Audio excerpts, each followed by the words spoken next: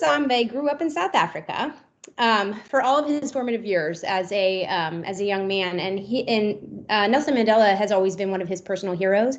And so I was very excited to bring him on today to just talk about his experience as, growing up during apartheid in South Africa, because what better firsthand experience of like understanding who Nelson Mandela was as a man to somebody that really like was there for it. So Dr. Losambe, I'm gonna let you take it away.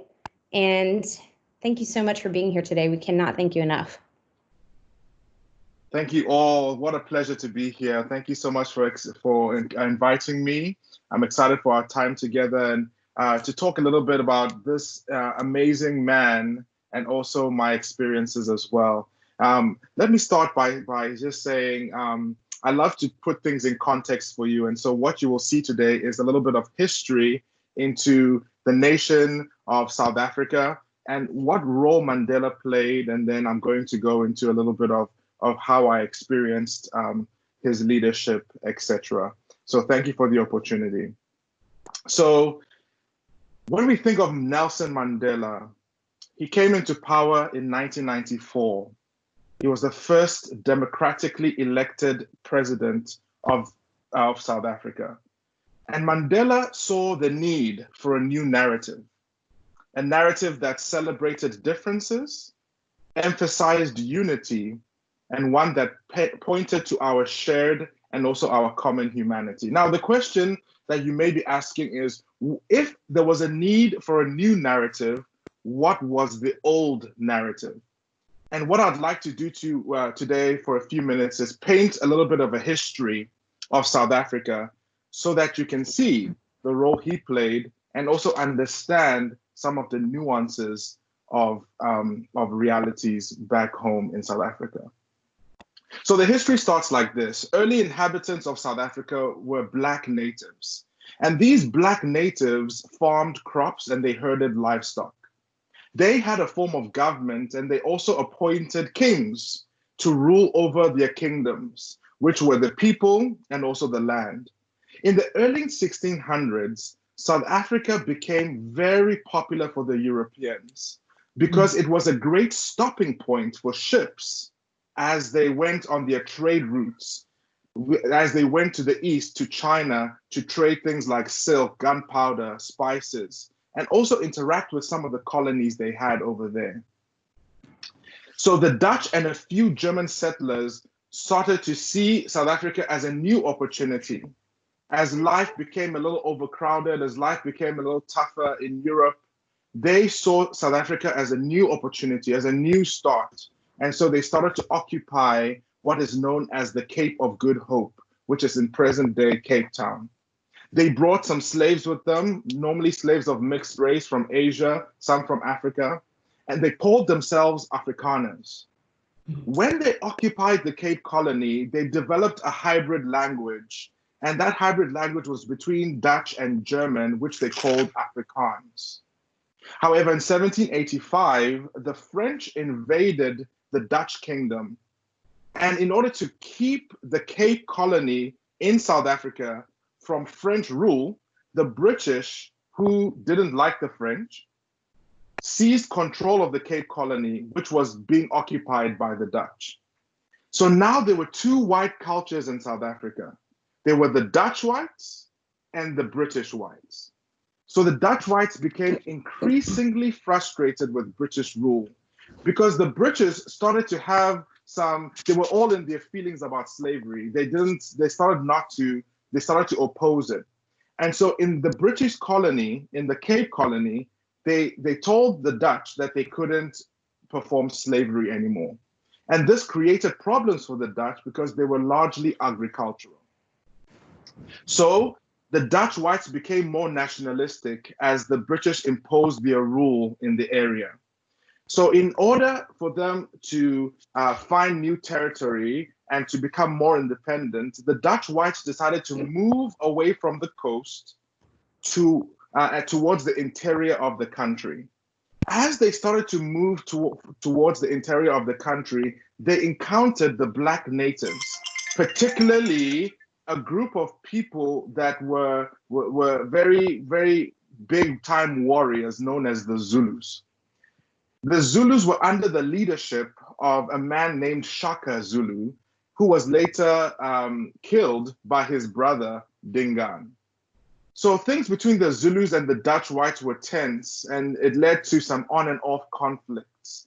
And it was common for the Dutch to subjugate the black natives, especially kids, to slavery following a conflict. So slavery was a way of life for these individuals because of their agricultural backgrounds. So as the Dutch established themselves in the interior, something awesome happened. Something amazing happened as the Dutch started to establish themselves. And if I was in a class, I'd ask you a question. But they discovered diamonds and gold. Now, when they discovered diamonds and gold, the Europeans were like, oh my goodness, diamonds and gold. And there was a huge gold and diamond rush where the Europeans started to come to South Africa. But the British started to take interest in this. Whereas they were in the Cape, they saw that there were diamonds and gold in the interior. So they became more interested in the area, and the British started to move in. As they started to move in, they had a few battles with the Zulus, and the British ended up partnering with the Dutch to fight the Zulus, the black natives. So the British defeated the Zulus and took over their land, but also took over the area that the Dutch occupied, establishing British rule in areas that were conquered in South Africa. Unfortunately, the British and the Dutch could not get along, and the Dutch started to get more and more nationalistic. And so they decided, we are going to declare independence from the British in these areas we're occupying. And so there were a series of wars, and the Dutch ended up winning the battles between the Dutch and the British because they were more tactical. And so they were able to now establish what they called the Independent Republic of South Africa.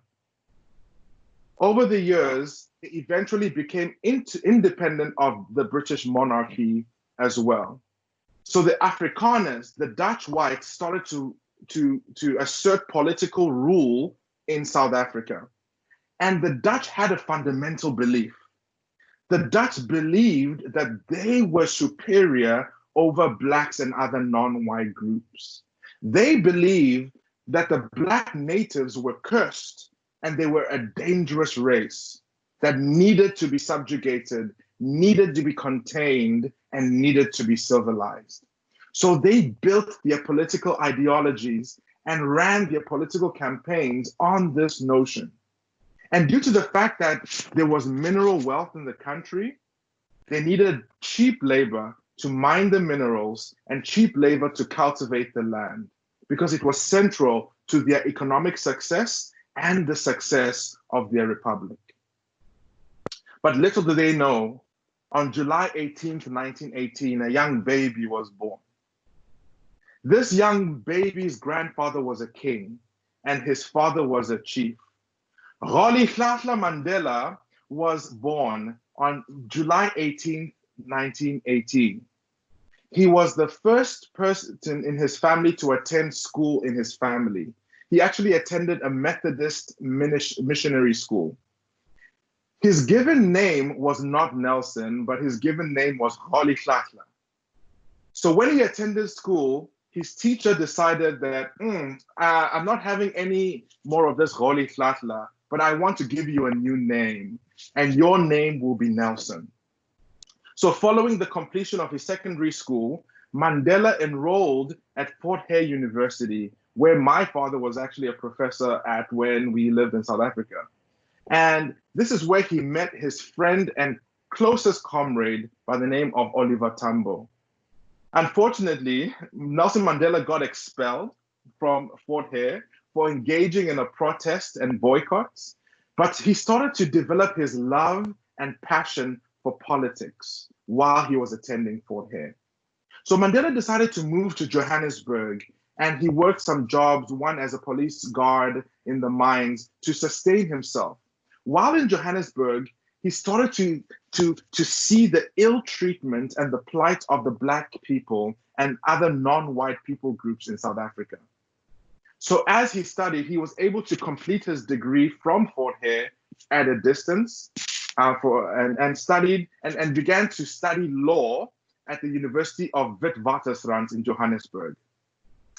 It was there at his law school in Johannesburg that he started to meet people who were part of this group called the African Nationalist Congress, or the ANC, which was a pro-Black rights and liberation movement.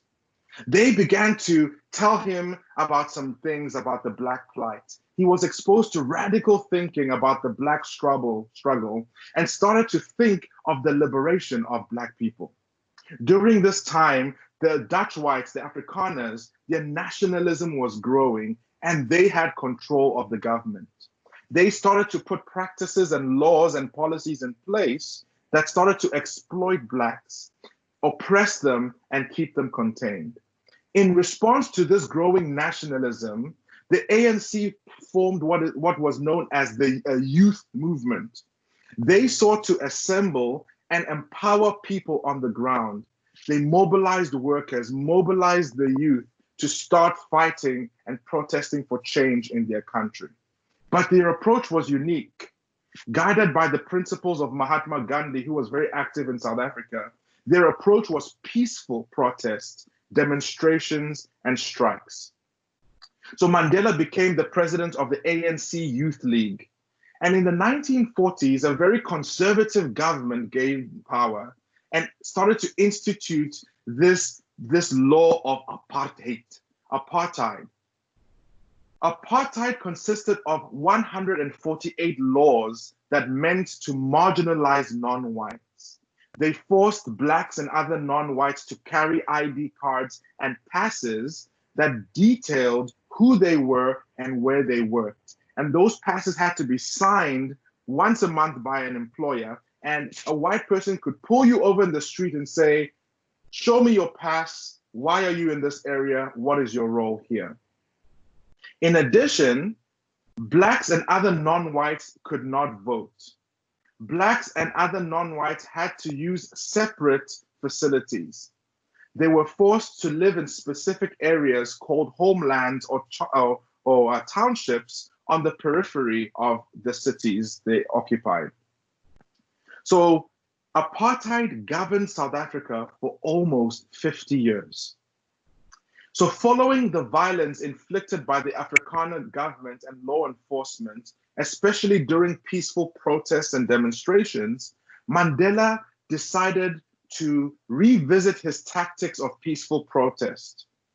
He was thinking to himself, we are not gaining ground fast enough during these peaceful protests. And because the ANC was dedicated to peaceful protests as their core ideology, he couldn't use the ANC for any violence or any warfare.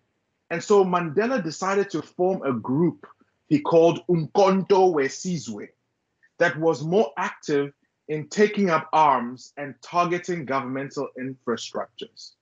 Their approach was this: they would bomb buildings like post offices, like pass offices when they were empty. Their approach was to make sure that there were no civilian or human casualties, only the buildings were targeted. Unfortunately, some white individuals were casualties of their actions. So they would often wait till after hours, late at night, to move into these areas. Given all the unrest and what the government deemed treasonous and illegal acts against the South African government, the ANC and other political groups were banned and labeled as treasonous organizations. Mandela became a symbol for the anti-apartheid movement and had to go into hiding, often passing as a migrant laborer. He started to conduct his business and his operations underground. At this time, there was growing international support against apartheid, and many countries started to denounce apartheid and actually pulled their financial support from South Africa. So Nelson Mandela was eventually caught, and he was put on trial for treason. As a result of those trials, Mandela was sentenced to life in prison for his treasonous acts against the South African government. However, Mandela was never forgotten. His college friend Oliver Tambo, who was living in Europe at the time, launched a Free Mandela campaign that caught global traction and global attention around the world. So due to international sanctions and growing unrest, there was pressure on the South African government to end apartheid, as well as unban the political parties they had previously banned and release the political prisoners. So on February 11th, 1990, Nelson Mandela was released from prison after 27 years on Robben Island, which is right off the coast of Cape Town. Mandela and the ANC, as well as other political parties, now had an arduous task. They started to write a new constitution that would unite the country and end apartheid. Now, this period was not all peaches and cream. It was really hard for the country because you had staunch supporters of apartheid saying there is no way apartheid is going to end.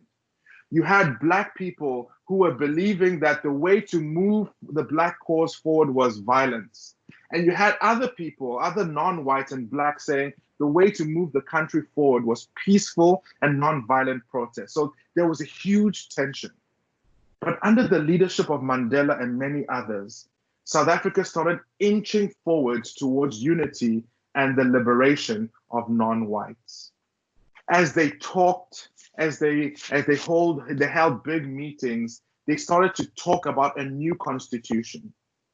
They started to talk about a new way of life. And for their efforts, Nelson Mandela and the then Prime Minister of the Republic of South Africa, F.W. de Klerk, won the Nobel Peace Prize. In 1994, Mandela became the first democratically elected president of South Africa. And during his inauguration, he said these words: "Never, never, never again shall it be that this beautiful land will again experience the oppression of one by another." So Mandela saw the need for a new narrative, a narrative that celebrated differences, emphasized unity, and one that pointed to our shared and common humanity. This was a bold and courageous step for South Africa, because many people who saw their loved ones brutally murdered for no reason except the color of their skin, lost their parents, lost siblings, lost family members, lost their peers. They couldn't understand why Mandela would take this approach of uniting a country after so much pain. But Mandela preached forgiveness and interdependence. He saw the vision of a rainbow nation, one that was united, working together for peace and harmony. So they decided to form the Truth and Reconciliation Commission under the guidance of Archbishop Desmond Tutu, where the perpetrators of apartheid could come and sit in front of victims of apartheid and account for their actions. Tell people what happened to their loved ones. Apologize, seek forgiveness for their evils that they performed. As a young boy growing up in South Africa, we knew our history. We were proximate to it. We knew who Mandela was and what he represented. Once again, as a young boy in South Africa, I could dream again of a future where I didn't have to look at myself as less than. I didn't have to face a reality where I was told that I was subhuman and not good enough. I could once again gain access to tremendous educational opportunities. In 1994, I integrated into a white school with my peers. It was a tremendous occasion because in no way did we think that this was possible. As I sat next to white individuals and learned next to white individuals, it was an amazing move for reconciliation for me and the country. And I stand here boldly today, or I'm actually sitting, I sit here boldly today as a product of Nelson Mandela's South Africa, the vision he had for unity, the vision he had for reconciliation. I firmly believe that Nelson Mandela was a man that prevented a civil war in South Africa. The principles that governed him were not disunity, were not people taking sides. He said, forgive, unite, and that is the way we move forward as a society. And so as we look at ourselves and where we are as a nation, we have a tremendous opportunity to use the privilege we have, to use the privileges we've been afforded to fight for unity in our nation, in our country. And if we can use South Africa as a case study, we can firmly see that if we live in kindness, if we can affirm people, if we can validate people, if we can elevate their status, if we can tell them about their worth, we can move forward in this nation. And we all bear a responsibility. We all bear the tools and skills to move in that direction. So as we honor Nelson Mandela this week, and as we think about him tomorrow as he celebrates his birthday, we want to keep his lessons in mind. We want to be inspired by it. We want to learn from history and know that hope is coming and hope is on the horizon.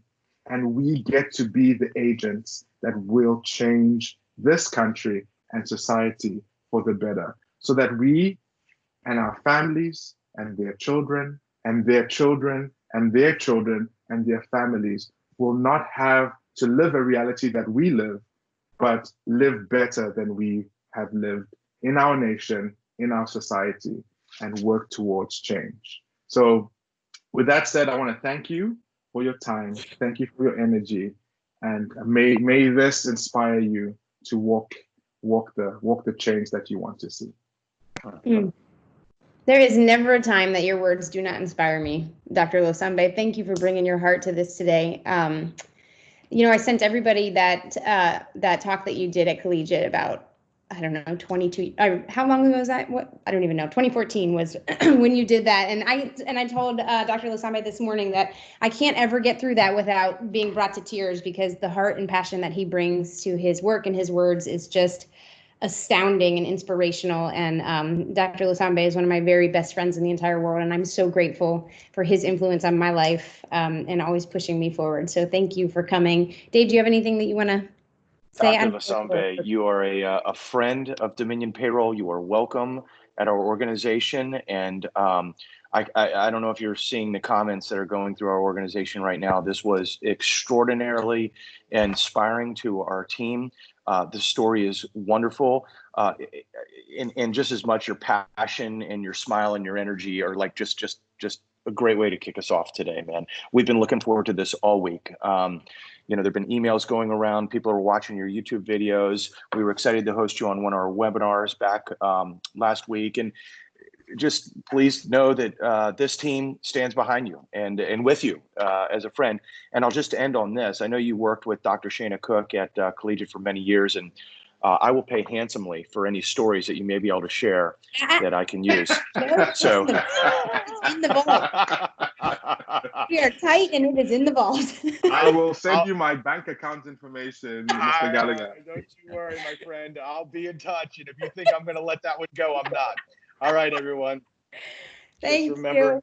Yeah. Okay. What a wonderful way to end our calls this week. Dr. Losambe, we will see you soon. Thank you, Dr. Cook. All of us today, take a second, reflect on what you just got a chance to learn about, and feel his passion and his energy for greatness and forgiveness and unity, right? Those are the two words I'm taking with it today. Love it. Everyone have a wonderful weekend. I love you all. Bye-bye.